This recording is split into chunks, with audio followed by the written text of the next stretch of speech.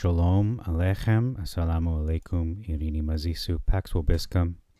Welcome to 1 Samuel, chapter 20. There are 42 verses. This is the fourth time we're recording this because we've had a lot of technical difficulties. Hopefully this is actually going to work this time. I said third time's a charm in the last video, but no one could hear it. So the sound issue. So fourth time's a charm in this case. So let's look at verse 1. And I want to look at verse 1 because David is aware that his life is in danger. Well, how is this so? How does he know? Well, because in the previous chapter, just as a reminder, chapter 19, verse 2, Saul is first made aware of this fact by Jonathan, Saul's son, that his life is in danger. Verse 3, significant difference here. It says that lest he refuse his consent versus lest he be grieved. So what does that even mean? So in order to understand this, we need to realize that he said, this is David recounting to Jonathan what his father, King Saul, said. So you can replace he with your father said. So let's read this verse. David answered Jonathan and said, "Your father knows surely that I have found grace in your sight." And your father said, "Let not Jonathan know this." Don't let Jonathan know, lest he refuse to consent. But as Adonai lives and your soul lives, as I said, the space is filled up between me and death. Okay, so it seems that King Saul is doubling down on what he had promised to David, that you shall not die. So he's saying there's a space between me and death, or between David and death. So death will not come to you. Maybe that's how it should be read. So I didn't really understand that at first. So it makes a little more sense. I could be wrong about this, but comment what do you think in regards to what this means.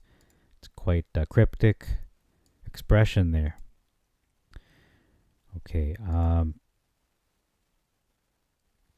Next, we're going to look at the same verse. Okay, it says, is filled up versus a step between me and death. Again, I made a note here to say that this could mean Saul is close to death, but no, because King David's life is in danger, makes more sense for him to be close to death. But again, this can be interpreted in so many ways, whether it means Saul is doubling down on his promise, or King David's life is in the balance, so to speak. Verse 4, there are two questions being posed here versus one statement. Verse 5, we have a big difference in this verse because it says, I shall not on any account sit down to eat. So David is saying, I will not be present for the new moon supper or the gathering. Whereas in the Masoretic, there's a clear contradiction here. Yes, if someone does not like the Bible, they can use this to say, hey, the Bible contradicts itself. Where? Okay, in 1 Samuel chapter 20, verse 5, David says, I should not fail to sit with the king, so I shouldn't do that. But I'm going to hide in the field anyway. Either David just is wishy-washy, or the Bible contradicts itself. But in any case, no such contradiction exists in the Septuagint.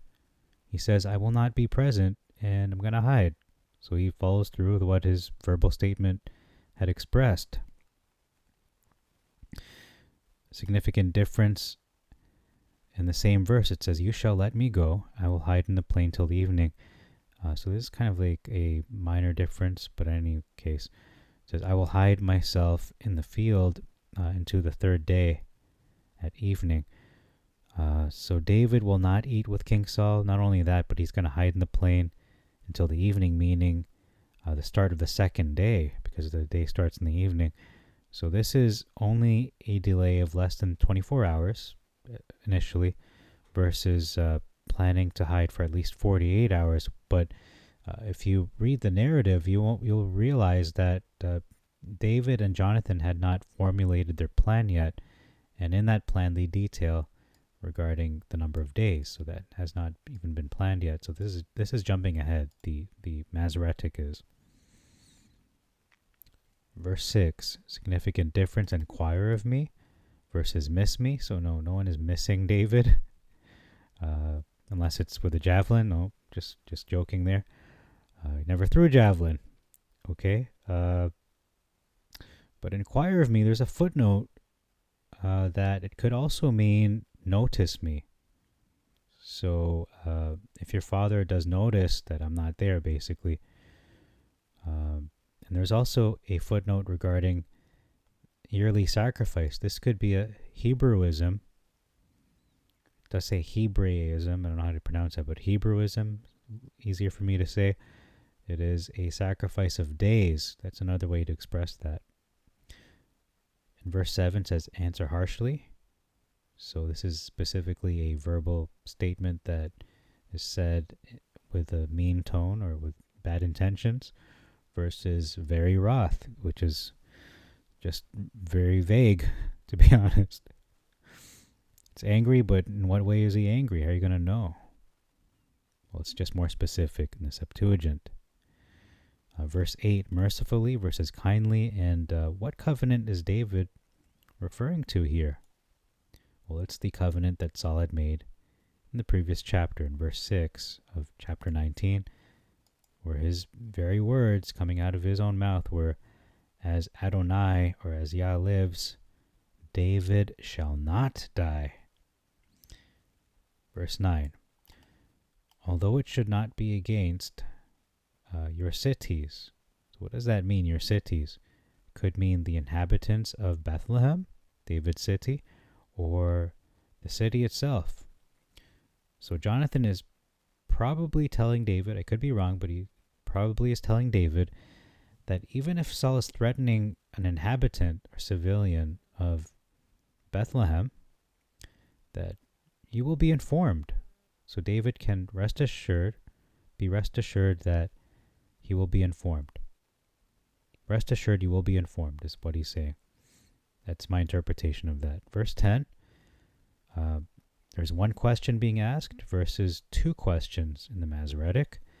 Verse 12, we have a huge difference, and it has to be read just straightforwardly, and you will see this blasphemous statement made. The Septuagint, it isn't blasphemous. It talks about Jonathan telling David, Jonathan said to David, Adonai, Elohim of Israel, knows I will sound my father. So he's making a statement about Adonai, about Hashem. But in the Masoretic, this could be read as David, O Adonai, Elohim of Israel. So that can be misread. I know I have common sense. I know David is not Adonai, but this could be read in the wrong way. Let's be honest. And then it says here several times versus tomorrow at any time. Okay, what happened there? Okay, just jumped ahead. Well, in any case, the footnote for this verse 12, several times in the hard copy, is actually in the Hebrew the third day. But in the Masoretic, it leaves it open to not only tomorrow, but up to the third day. So it's a larger window of time. Significant difference in the same verse. If I do not send you to the field, versus I send not to you and show it you the good report. So basically, Jonathan is saying, God repay me if I don't send you to the field, versus God repay me if I don't report to you. But in all honesty, it could be either or. It could be both. Verse 13, I shall report the evil to you, versus the addition of if it please my Father to do you evil, I'll show it to you. Verses 14 to 17, there are huge differences in the narrative. I'm just going to summarize them. So Jonathan briefly describes two scenarios. The first one, if I indeed continue to live. The second scenario, if I indeed die. So he is realistic about things. In the Masoretic, you shall not only while yet I live show me the kindness. Why? So that I don't die. So there's only one scenario that Jonathan is giving David the option. Let me live so that I don't die. Okay, is that realistic? Of course not. It's not realistic. And he's not covering all his bases. So as well, Jonathan connects, he makes a statement that has a cause and effect. So if you, it says here, if the name of Jonathan, which basically means his progeny, his sons, his household is discovered by the house of David, which could mean that it is close by the house of David, but in any case it means that his name should endure and survive, continue on. Then, as a consequence, let Adonai seek out the enemies of David. So that is the reward. That is the consequence, the positive consequence. That is the benefit you will reap. However, it says here, Jonathan made a covenant with the house of David, saying, let Adonai even require it at the hand of David's enemies. Require what? Okay, so it seems that it's even cryptic as to what that means. But actually, no, in verse 15, it's actually verse 15. If we rewind, it says, if you don't do this, showing him mercy in his house, when Adonai cuts off the enemies of David, each from the face of the earth. Okay, that the name of Jonathan be discovered. Okay. But here we can see in the Masoretic that Adonai will cut off the enemies of David, everyone from the face of the earth. So it's not related. It's not related to anything David does towards him or his household. Talking about Jonathan. Just that it's going to be done no matter what. Okay, verse 17, we have a big difference. Jonathan again swears to David. So let's read this. Jonathan swore. So he's swearing Jonathan. Swore to who? To David. Why? Because he loved the soul of him that loved him. He loved David who loves him. Okay, that makes sense. Jonathan is a selfless person. He truly loves him, loves David, and there's no better proof of his love than for him to swear again, to promise to him. But in the Masoretic, it doesn't read that way. It reads that Jonathan made David to swear because he loved him. That's not love, it's selfish. So he seems to be, it rings of selfishness to me. Okay, that's just my opinion. Verse 19, Ergab. The word Ergab, or Argab, which means heap of stones. In the footnote of the physical copy of the Septuagint, Brenton's, it says, Ergab is a corruption of the Hebrew ezel, and then it does say the stone ezel in the Masoretic. Verse 20, aiming at a mark, versus I shot at a mark, as though I shot at a mark. So is he actually shooting, or is he just pretending? It can be read in various ways. There's also a footnote in regards to 3 arrows. We know he didn't shoot 3 arrows. He shot 1, but this word 3 in the Greek can also mean with, so I will shoot with arrows. That makes more sense. There is no reason for fear in the Septuagint versus there is no hurt. Okay, it makes more sense in the Septuagint. Once again, what does that mean, no hurt? How would he be hurt? But there's no reason to fear. That makes more sense. And the translator, just to be transparent, that was inserted by the translator. The word for fear. The words for fear. Verse 22, the arrow is here, take it. Okay, so that is very clear as to what the agreement was, what the sign was, and where the arrow was found versus the arrow take it. Doesn't really describe where it was in relation to what they had agreed to in terms of how they would determine whether it was safe for David to come out or whether he should depart. Verse 23, there's an omission of the word witness in relation to Adonai, so that's important. He's not just between them, but the role he is serving in this covenant is that Adonai is a witness between David and Jonathan. Verse 25, Jonathan sat before Saul versus he arose. Why would he rise up? What is the significance of that? Well, if we read the context of the Septuagint, it's talking about the seating arrangement. So there's no reason to describe Jonathan getting up. What relevance does that have? Nothing. It doesn't have any relevance in this verse, so it doesn't make any sense.